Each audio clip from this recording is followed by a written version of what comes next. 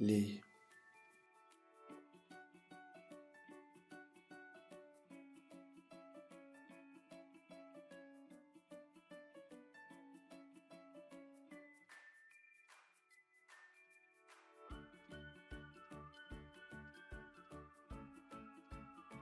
le Q, IJQ.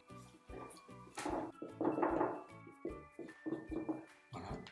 On nous demandait dans un premier temps de déterminer le point B, intersection de IJK, ensuite du plan Q dans un premier temps, puis ensuite, chaque fois que vous avez des questions de ce type-là en géométrie, ayez un plan Q de taille, un plan Q, première partie, ensuite deuxième plan, ensuite on va montrer son Q, voilà, on va quand même préciser que c'est facile, passant par I, voilà, donc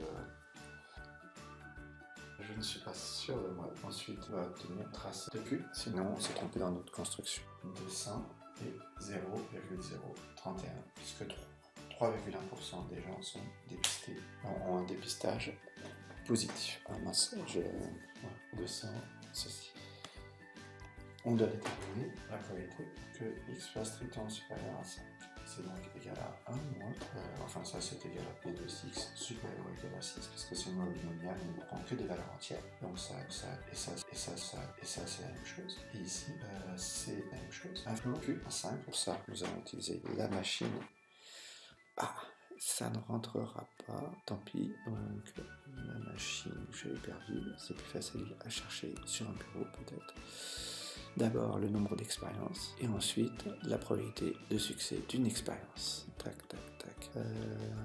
0, c'est très important. Je vous rappelle que lorsqu'on doit résoudre une équation, on doit d'abord vérifier, déterminer l'ensemble des définitions de cette équation.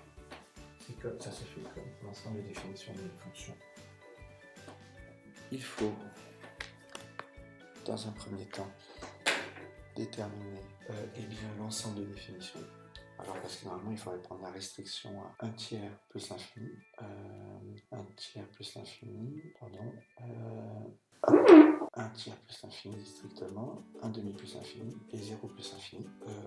Et l'intersection des trois ensembles serait celui-ci. Donc c'est bien l'ensemble de définitions de l'équation. Ensuite ceci, donc je reviens au corrigé, où c'est beaucoup plus propre. Nous avons fini avec l'exercice 3 de tronc commun. J'arrête donc la vidéo, je ferai une vidéo pour l'exercice suivant.